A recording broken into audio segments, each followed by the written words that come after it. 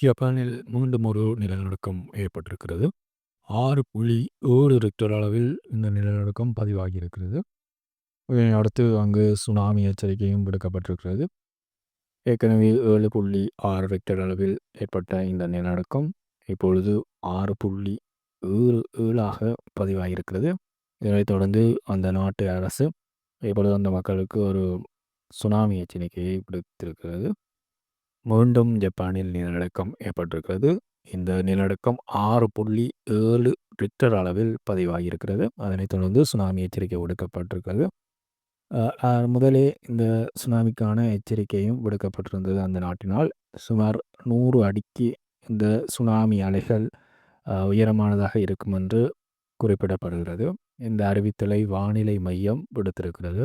Japan ring of fire என்று சொல்லப்படுகின்ற Pacific நெருப்பு வலயத்தில் அமைந்திருக்கின்ற நாடு என்றபடியால் அங்கு அடிக்கடி நிலநடுக்கங்கள் ஏற்படுவது வழமையாக இருந்து வந்த நிலையில் இப்பொழுது ஏற்பட்டிருக்கின்ற இந்த சக்தி வாய்ந்த நிலநடுக்கம் காரணமாக இந்த சுனாமி எச்சரிக்கை ஜப்பான் அரசினால் விடுக்கப்பட்டிருக்கின்றது. எனவே மக்கள் அங்கு விழிப்புணர்வுடன் இருக்குமாறு எச்சரிக்கப்பட்டிருக்கின்றார்கள்.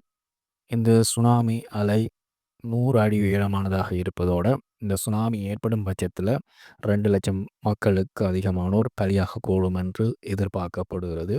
எனவே இவ்வாறான ஒரு சூழலில் தான் ஜப்பான் அரசு மக்களுக்கு ஒரு அறிவித்தலை விடுத்திருக்கின்றது. மிகவும் விழிப்புணர்வுடன் இருக்குமாறும் அரசு தரும் தகவல்களை தொடர்ந்து பின்பற்றுமாறும் கேட்டுக்கொள்ளப்பட்டிருக்கின்றார்கள் ஜப்பான் வாழ் மக்கள்.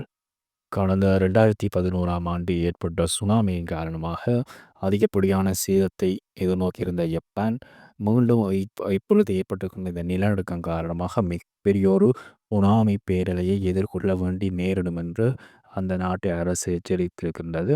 அதன் அடிப்படையில் அங்கே இருக்கிற மக்களுக்கும் விழிப்புணர்வு நடவடிக்கைகளும் எச்சரிக்கையும் விடுக்கப்பட்டிருக்கிறது. ஜப்பானில் ஆண்டுக்கு 1500 வரையான நிலநடுக்கங்கள் பதிவாகி வருகின்ற சூழலில் இந்த நிலநடுக்கம் கொஞ்சம் சக்தி வாய்ந்த நிலநடுக்கமாக இருப்பதனால் மக்களுக்கு மிகவும் ஒரு சிவப்பு எச்சரிக்கை ஒன்று விடுக்கப்பட்டிருக்கின்றது. எனவே இந்த சுனாமி தொடர்பில் ஒரு விழிப்புணர்வுடன் இருக்குமாறு அறிவுறுத்தப்பட்டிருக்கின்றார்கள். இந்த சுனாமி ஏற்படும் பட்சத்தில் இது ஒரு மோசமான விளைவுகளை ஏற்படுத்தக்கூடியதாக இருக்கும் என்று அந்த நாட்டு அரசு ஒரு எச்சரிக்கையை விடுத்திருக்கின்றது. எனவே தொடர்ந்து அரசினுடைய அறிவித்தல்களை பின்பற்றி ஜப்பானியர்கள் நடக்குமாறு அறிவுறுத்தப்பட்டிருக்கின்றார்கள். இதன்போது 100 அடிக்கு மேல் ஒரு சுனாமி அலை ஏற்படக்கூடும் என்றும் கருதப்படுகிறது.